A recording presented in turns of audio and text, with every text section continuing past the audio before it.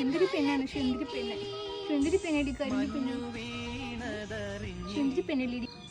പ്രധാൻ ഇത് നമ്മുടെ കാറ്റല്ല, ഇത് വേറൊരു വീട്ടിലെ കാറ്റാണ്.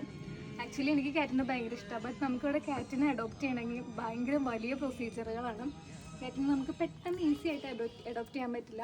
അതായത് കാറ്റിനെ അഡോപ്റ്റ് ചെയ്യണമെങ്കിൽ നമ്മൾ ആദ്യം ഇവിടുത്തെ സൈറ്റിൽ, അഡോപ്ഷൻ സെൻറ്ററിലെ സൈറ്റിൽ കയറിയിട്ട് നമ്മളൊരു കാറ്റിനെ ചൂസ് ചെയ്യണം. കാറ്റെന്നല്ല, ഈവൻ ഏത് പെറ്റിനെ അഡോപ്റ്റ് ചെയ്യണമെങ്കിലും അങ്ങനെയാണ്. ദെൻ ചൂസ് ചെയ്തിട്ട് നമ്മൾ അതിന് ആദ്യം ഒരു തവണ വിസിറ്റ് ചെയ്യണം. അതിനെ നമ്മൾ ടച്ച് ചെയ്യാനൊന്നും പാടില്ല വിസിറ്റ് ചെയ്യാൻ പോകുന്ന സമയത്ത്.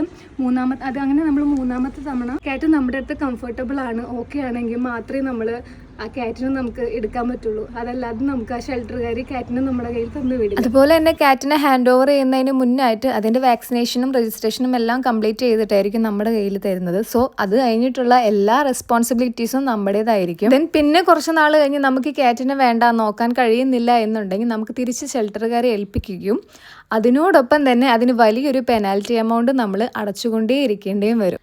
ഭയങ്കര ഇൻട്രസ്റ്റിംഗ് ആയിട്ടുള്ള ഒരു റൂൾസ് അല്ലേ അത്. ഈ പറഞ്ഞ ഡീറ്റെയിൽസ് നമ്മൾ അഡോപ്റ്റ് ചെയ്യുന്ന കേസ് മാത്രമാണ്. മോസ്റ്റ്ലി ഇവിടെ ആൾക്കാർ അഡോപ്ഷനാണ് ചൂസ് ചെയ്യുന്നത്.